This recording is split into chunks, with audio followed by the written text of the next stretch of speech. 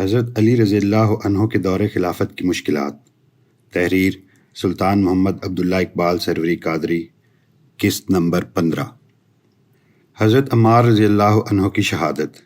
تاریخ ابن کثیر جلد 3 حصہ 6 صفحہ 516 پر ابن کثیر لکھتے ہیں، مسلم شریف میں حضرت ام سلمہ رضی اللہ تعالی عنہا سے مروی ہے کہ رسول اللہ صلی اللہ علیہ وآلہ وسلم نے فرمایا، عمار کو باغی گروہ قتل کرے گا. امام بہقی حضرت ابن مسعود سے بیان کرتے ہیں کہ رسول اللہ صلی اللہ علیہ وآلہ وسلم نے فرمایا، جب لوگ اختلاف کا شکار ہوں گے تو عمار برحق گروہ کے ساتھ ہوں گے. حضرت عمار رضی اللہ تعالیٰ عنہ جنگ صفین میں حضرت علی رضی اللہ عنہ کے ہمراہ تھے. امیر معاویہ کے فریق سے ابو الغادیہ نے آپ کو شہید کیا. خلافت و ملوکیت صفحہ 136-137 پر مولانا مودودی لکھتے ہیں، اس جنگ کے دوران ایسا واقعہ پیش آ گیا جس نے نثر سری سے یہ بات کھول دی کہ فریقین میں سے حق پر کون ہے اور باطل پر کون. وہ واقعہ یہ ہے کہ حضرت عمار بن یاسر جو حضرت علی رضی اللہ عنہ کی فوج میں شامل تھے، حضرت معاویہ کی فوج سے لڑتے ہوئے شہید ہو گئے. حضرت عمار کے متعلق نبی صلی اللہ علیہ وآلہ وسلم کا یہ ارشاد صحابہ میں مشہور و معروف تھا اور بہت سے صحابیوں نے اس کو حضور کی زبان سے سنا تھا کہ اے عمار، تم کو ایک باغی گروہ قتل کرے گا. تاریخ طبری جلد سوم حصہ دوم صفحہ 231 پر امام طبری لکھتے ہیں، محمد ابن عباد ابن موسیٰ نے محمد بن فضیل اور مسلم العور کے حوالے سے حبا بن جوین الارنی کا یہ بیان نقل کیا ہے، میں اور حضرت ابو مسعود مدائن میں حضرت حذیفہ کے پاس گئے. انہوں نے ہمیں مبارکباد دے کر فرمایا کہ قبائل عرب میں کوئی ایسا شخص نہیں جو مجھے تم دونوں سے زیادہ عزیز ہو. میں نے ابو مسعود سے ٹیک لگا لی اور پھر ہم دونوں نے عرض کیا، اے ابو عبداللہ، ہم فتنوں سے ڈرتے ہیں، آپ ہم سے کوئی حدیث فرمائیے. حضرت حذیفہ نے فرمایا، تم اس جماعت میں شامل ہونا جس میں سمیہ کا بیٹا عمار ہو، کیونکہ میں نے رسول اللہ صلی اللہ علیہ وآلہ وسلم کو فرماتے سنا ہے کہ اسے ایک باغی جماعت قتل کرے گی جو حق سے ہٹی ہوئی ہوگی اور اس کا آخری رزق پانی ملا دودھ ہوگا. تاریخ ابن کثیر جلد 3 حصہ 6 صفحہ 517 پر ابن کثیر لکھتے ہیں، امیر معاویہ کی یہ تعویل اور تشریح بعد از قیاس ہے. خلافت و ملوکیت صفحہ 931 پر مولانا مودودی لکھتے ہیں، آپ صلی اللہ علیہ وآلہ وسلم نے یہ نہیں فرمایا تھا کہ حضرت عمار کو باغی گروہ میدان جنگ میں لائے گا، بلکہ یہ فرمایا تھا کہ باغی گروہ ان کو قتل کرے گا، اور ظاہر ہے کہ ان کو قتل معاویہ کے گروہ نے کیا تھا، نہ کہ حضرت علی کے گروہ نے. مسند احمد 22217 میں درج ہے، محمد بن عمارہ کہتے ہیں کہ میرے دادا حضرت خزیمہ نے جنگ جمل کے دن اپنی تلوار کو نیام میں روک کے رکھا، لیکن جنگ صفین میں حضرت عمار شہید ہو گئے تو انہوں نے اپنی تلوار نیام سے کھینچ لی اور اتنا لڑے کہ بالآخر شہید ہو گئے. وہ کہتے تھے کہ میں نے نبی صلی اللہ علیہ وآلہ وسلم کو یہ فرماتے ہوئے سنا ہے کہ عمار کو ایک باغی گروہ قتل کرے گا. بخاری 447 میں درج ہے، ہم سے مسدد نے بیان کیا، کہا کہ ہم سے عبدالعزیز بن مختار نے بیان کیا، کہا کہ ہم سے خالد حذا نے اکرمہ سے، انہوں نے بیان کیا کہ مجھ سے اور اپنے صاحبزادے علی سے ابن عباس رضی اللہ عنہ نے کہا کہ ابو سعید خدری رضی اللہ عنہ کی خدمت میں جاؤ اور ان کی احادیث سنو. ہم گئے، دیکھا کہ ابو سعید رضی اللہ عنہ اپنے باغ کو درست کر رہے تھے. ہم کو دیکھ کر آپ نے اپنی چادر سنبھالی اور گوٹ مار کر بیٹھ گئے. پھر ہم سے حدیث بیان کرنے لگے. جب مسجد نبوی کے بنانے کا ذکر آیا تو آپ نے بتایا کہ ہم تو مسجد بنانے میں حصہ لیتے وقت ایک ایک اینٹ اٹھاتے، لیکن عمار 2 اینٹیں اٹھا رہے تھے. حضرت صلی اللہ علیہ وآلہ وسلم نے انہیں دیکھا تو ان کے بدن سے مٹی جھاڑنے لگے اور فرمایا، افسوس، عمار کو ایک باغی جماعت قتل کرے گی جسے عمار جنت کی دعوت دیں گے، اور وہ جماعت عمار کو جہنم کی دعوت دے رہی ہوگی. ابو سعید خدری رضی اللہ عنہ نے بیان کیا کہ حضرت عمار رضی اللہ عنہ کہتے تھے کہ میں فتنوں سے خدا کی پناہ مانگتا ہوں. مسند احمد 27015 پہ درج ہے، سیدہ ام سلمہ رضی اللہ عنہا سے مروی ہے، وہ کہتی ہیں، مجھے خندق والے دن کی رسول اللہ صلی اللہ علیہ وآلہ وسلم کی یہ بات نہیں بھولی، جبکہ آپ صلی اللہ علیہ وآلہ وسلم صحابہ کرام کو اینٹیں پکڑا رہے تھے اور آپ کے سینہ مبارک کے بال غبار آلود ہو چکے تھے، اور آپ صلی اللہ علیہ وآلہ وسلم یوں فرما رہے تھے، اے اللہ، اصل بھلائی تو آخرت کی بھلائی ہے، تو انصار اور مہاجرین کی مغفرت فرما دے. پھر آپ صلی اللہ علیہ وآلہ وسلم نے عمار رضی اللہ عنہ کو دیکھا تو فرمایا، سمیہ کے بیٹے پر افسوس ہے کہ اسے ایک باغی گروہ قتل کرے گا. حسن ابن سیرین کہتے ہیں میں نے اس حدیث کو محمد بن سیرین کے سامنے ذکر کیا تو انہوں نے کہا کیا آپ صلی اللہ علیہ وآلہ وسلم نے عمار رضی اللہ عنہ کی والدہ کا نام لے کر فرمایا تھا؟ میں نے کہا جی ہاں، کیونکہ وہ سمیہ رضی اللہ عنہا سیدہ ام سلمہ رضی اللہ عنہا کے ہاں آتی جاتی رہتی تھیں۔ مسلم 7320 میں درج ہے۔ ابن اون نے حسن سے، انہوں نے اپنی والدہ سے اور انہوں نے حضرت ام سلمہ رضی اللہ عنہا سے روایت کی، کہا رسول اللہ صلی اللہ علیہ وآلہ وسلم نے فرمایا عمار کو ایک باغی گروہ قتل کرے گا۔ ترمذی 3800 میں ابو ہریرہ رضی اللہ تعالیٰ عنہ کہتے ہیں کہ رسول اللہ صلی اللہ علیہ وآلہ وسلم نے فرمایا عمار تمہیں ایک باغی جماعت قتل کرے گی۔ تاریخ ابن کثیر جلد 4 حصہ 7 صفحہ 862 پر ابن کثیر لکھتے ہیں کہ جس شخص نے حضرت عمار کو شہید کیا تھا وہ حضرت معاویہ کو بتانے آیا تھا۔ راوی کہتے ہیں جب کہ حضرت معاویہ کے پاس کچھ لوگ موجود تھے تو ان کے پاس 2 شخص حضرت عمار کی شہادت کے بارے میں جھگڑتے ہوئے آئے۔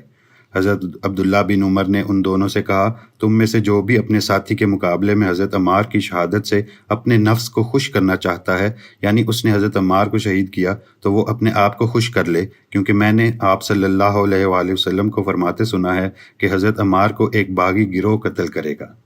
فضیلت حضرت علی رضی اللہ عنہ۔ تاریخ ابن کثیر جلد 4 حصہ 7 صفحہ 259 پر ابن کثیر لکھتے ہیں ایک روایت میں ہے کہ ابو دردہ اور ابو امامہ دونوں حضرت معاویہ کے پاس پہنچے اور کہا کہ اے معاویہ آپ اس شخص سے کس بنا پر جنگ کرتے ہو؟ اللہ کی قسم وہ آپ سے اور آپ کے والد سے زیادہ قدیم الاسلام ہیں اور رسول اللہ صلی اللہ علیہ وآلہ وسلم کے بنسبت آپ کے زیادہ قریب اور اس امر خلافت کے آپ سے زیادہ مستحق ہیں۔ تاریخ طبری جلد سوم حصہ 2 صفحہ 181 پر طبری کے مطابق حضرت معاویہ اور عمرو بن العاص بھی حضرت علی کرم اللہ وجہہ کی فضیلت سے واقف تھے۔ حضرت عمرو بن العاص تنہائی میں امیر معاویہ کے پاس پہنچے اور ان سے کہا کہ مجھے آپ پر تعجب ہے کہ میں تو آپ کی حمایت پر آمادہ ہوں اور آپ مجھ سے منہ پھیر رہے ہیں۔ خدا کی قسم اگر ہم آپ کے ساتھ خلیفہ کے قصاص کا مطالبہ کریں تو ہمیں اس شخص سے جنگ کرنا ہوگی جس کی سبقت اسلام، قرابت رسول اللہ صلی اللہ علیہ وآلہ وسلم اور فضیلت سے آپ بھی واقف ہیں، لیکن ہم نے دنیا کو اختیار کر لیا ہے۔ یہ سن کر حضرت معاویہ نے ان سے صلح کر لی اور ان کی جانب مائل ہو گئے۔ ازالۃ الخفا جلد 4 صفحہ 525 پر شاہ ولی اللہ لکھتے ہیں رہا یہ کہ حضرت معاویہ مجتہد، مختی اور معذور تھے، تو اس کی صورت یہ ہے کہ وہ شبہ کے ساتھ دلیل پکڑے ہوئے تھے، ہر چند کے دوسری دلیل جو میزان شریعت میں اس سے زیادہ وزندار تھی ظاہر ہو گئی۔ حضرت معاویہ کو شکست اور قرآن کا اٹھانا۔ دونوں لشکر ذوالحج 36 ہجری کے آغاز میں صفین میں پہنچے۔ اس ماہ ہلکی جھڑپیں ہوتی رہیں لیکن کوئی غالب نہ رہا۔ پھر نئے سال ماہ محرم میں مکمل جنگ بندی کی گئی۔ محرم ختم ہوتے ہی جنگ کا آغاز ہو گیا۔ جنگ کئی دنوں تک جاری رہی۔ تقریباً 1 ہفتہ بعد امیر معاویہ کو شکست کے آثار نظر آنے لگے تو ان کے لشکر نے شکست سے بچنے کے لیے قرآن نیزوں پر اٹھا لیے کہ جنگ بند کر دی جائے اور قرآن کے مطابق فیصلہ کیا جائے۔ تاریخ طبری جلد سوم حصہ 2 صفحہ 240-241 پر طبری لکھتے ہیں ابو مخنف کہتا ہے کہ جب حضرت عمرو بن العاص نے یہ دیکھا کہ عراقی غالب آتے جا رہے ہیں اور انہیں ہلاکت کا خوف پیدا ہوا تو انہوں نے امیر معاویہ سے کہا کہ میں آپ کے سامنے ایک رائے پیش کرتا ہوں جس سے ہم میں تو اتحاد بڑھ جائے گا اور دشمنوں میں انتشار پیدا ہو جائے گا۔ حضرت معاویہ نے کہا ہاں بیان کریں۔ عمرو بن العاص نے کہا کہ وہ تدبیر یہ ہے کہ ہم قرآن اٹھا لیں اور یہ کہیں قرآن جو فیصلہ کرے وہ فیصلہ ہمیں اور تمہیں منظور ہونا چاہیے۔ اگر مخالفین میں سے چند لوگوں نے بھی اسے قبول کرنے سے انکار کر دیا تو آپ دیکھیں گے کہ ان میں ایک گروہ ایسا پیدا ہو جائے گا جو اس فیصلے کو قبول کرے گا۔ اس طرح ان میں تفرقہ پیدا ہو جائے گا اور سب نے یہ کہا کہ ہمیں یہ فیصلہ متفقہ طور پر منظور ہے تو ایک مدت تک یہ جنگ ہمارے سروں سے دور ہو جائے گی۔ اس بات پر شامیوں نے قرآن نیزوں پر اٹھا لیا اور بولے ہمارے اور تمہارے درمیان یہ کتاب فیصلہ کن ہے۔ شامیوں کا فیصلہ سب اہل شام پر واقع ہوگا اور عراقیوں کا فیصلہ تمام اہل عراق پر نافذ ہوگا۔ عراقیوں نے جب یہ دیکھا کہ قرآن اٹھا لیے گئے ہیں تو بولے کہ ہم اللہ کی کتاب کو قبول کرتے اور اس کی جانب رجوع کرتے ہیں۔ حضرت علی رضی اللہ تعالیٰ عنہ جنگ بندی نہ چاہتے تھے۔ حضرت علی رضی اللہ تعالیٰ عنہ اس چال سے واقف تھے۔ انہوں نے لوگوں سے کہا کہ جنگ جاری رکھیں، لیکن بہت سے لوگوں نے حضرت علی کی بات نہ مانی۔ تاریخ ابن کثیر جلد 4 حصہ 7 صفحہ 271 پر ابن کثیر لکھتے ہیں حضرت علی رضی اللہ عنہ کے ساتھیوں نے جواب دیا، یہ ہم سے نہیں ہو سکتا کہ ہمیں کتاب اللہ کی طرف دعوت دی جائے اور ہم اس کا انکار کر دیں۔ حضرت علی رضی اللہ عنہ نے ان سے فرمایا، میں ان سے اس لیے قتال کر رہا ہوں کہ وہ کتاب اللہ کے فیصلے کو تسلیم کر لیں، کیونکہ انہوں نے حکم الہی کی نافرمانی کی ہے، اس عہد کو توڑ دیا اور کتاب اللہ کو پس پشت پھینک دیا ہے، یہاں تک کہ انہوں نے حضرت علی رضی اللہ عنہ کو نعوذ باللہ قتل کی دھمکی بھی دے دی۔ ابن خلدون جلد دوم حصہ اول صفحہ 419 پر درج ہے، مسعر بن فدق تمیمی اور زید بن حسین التائی ماں ان لوگوں کے جو بعد میں فرقہ خارجی میں داخل ہو گئے تھے بولے، اے علی، کتاب اللہ کو قبول و منظور کرو ورنہ ہم تم کو چھوڑ دیں گے اور تمہارے ساتھ وہی برتاؤ کریں گے جو ابن عفان کے ساتھ ہم نے کیا تھا۔ امیر المومنین حضرت علی رضی اللہ عنہ نے فرمایا، اگر تم میرے متی ہو تو برابر لڑتے رہو اور اگر باغی ہونا چاہتے ہو تو جو تمہاری سمجھ میں آئے کرو۔ حضرت علی رضی اللہ عنہ کے جو ساتھی آگے لڑ رہے تھے اور فتح کے قریب تھے، ان کو پیغام بھیجا گیا کہ وہ واپس آ جائیں ورنہ حضرت علی رضی اللہ عنہ کو معاذ اللہ شہید کر دیا جائے گا۔ آپ کے ساتھیوں کا کہنا تھا کہ وہ فتح سے اتنا قریب ہیں جتنا اونٹنی سے دودھ دھونے میں وقت لگتا ہے۔ حضرت علی رضی اللہ عنہ پر اعتراض اور اس کا جواب۔ لوگوں کا حضرت علی رضی اللہ عنہ پر یہ بھی اعتراض ہے کہ اگر حکم بنانا غلط ہے تو آپ حکم بنانے پر راضی نہ ہوتے۔ اس ضمن میں عرض ہے کہ حضرت علی کرم اللہ وجہ تو شروع سے ہی جنگ روکنے کے خلاف تھے، وہ اس کو چال گردانتے تھے۔ حضرت علی کرم اللہ وجہ اس لیے راضی ہوئے کہ کوئی ان کے ساتھ کھڑا ہی نہ تھا، صرف چند ایک لوگ تھے جو حضرت علی کرم اللہ وجہ کے ساتھ تھے۔ اس کا جواب حضرت علی کرم اللہ وجہ نے خود بھی دیا تھا۔ تاریخ طبری جلد سوم حصہ دوم صفحہ 253 پر طبری لکھتے ہیں، خدا کی قسم میں اس معاہدے پر راضی نہ تھا اور نہ میں اسے پسند کرتا ہوں، تم لوگ ہی اسے پسند کرتے ہو۔ جب تم لوگوں نے معاہدے کے علاوہ ہر بات ماننے سے انکار کر دیا تو میں نے بھی اسے قبول کر لیا۔ حضرت ابو موسیٰ اور حضرت عمرو بن العاص۔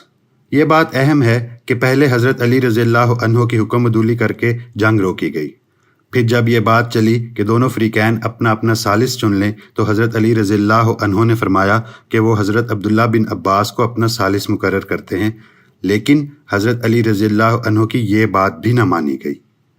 حضرت ابو موسیٰ اشعری کو ثالث مقرر کر دیا گیا۔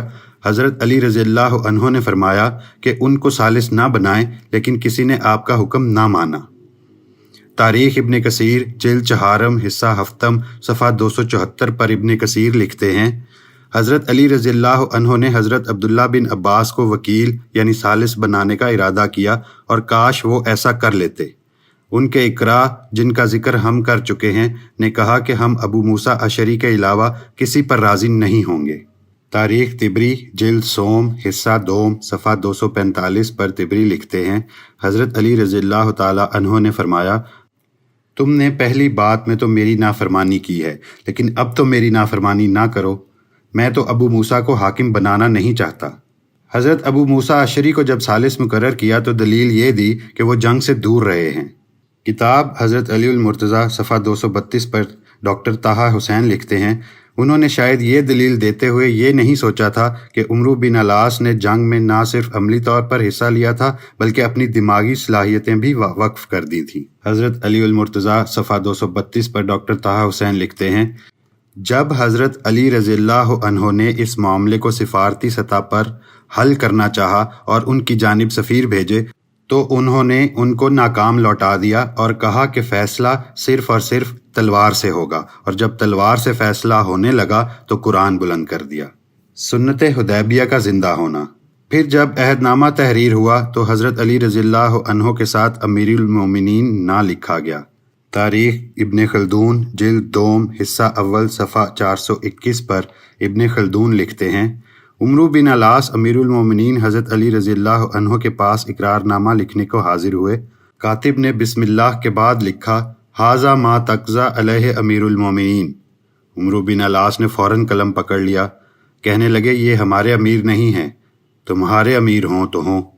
اخنف، اس لفظ کو محو نہ کرو، مجھے اس کے محو کرنے سے بدفعلی کا خیال پیدا ہوتا ہے۔ اشد، امیر المومنین کا لفظ ضرور محو کرو۔ امیر المومنین، اللہ اکبر۔ صلح حدیبیہ کے وقت بھی ایسا ہی واقعہ پیش آیا تھا، کفار نے رسول اللہ صلی اللہ علیہ وآلہ وسلم کے اسم مبارک کے ساتھ رسول اللہ نہیں لکھنے دیا تھا۔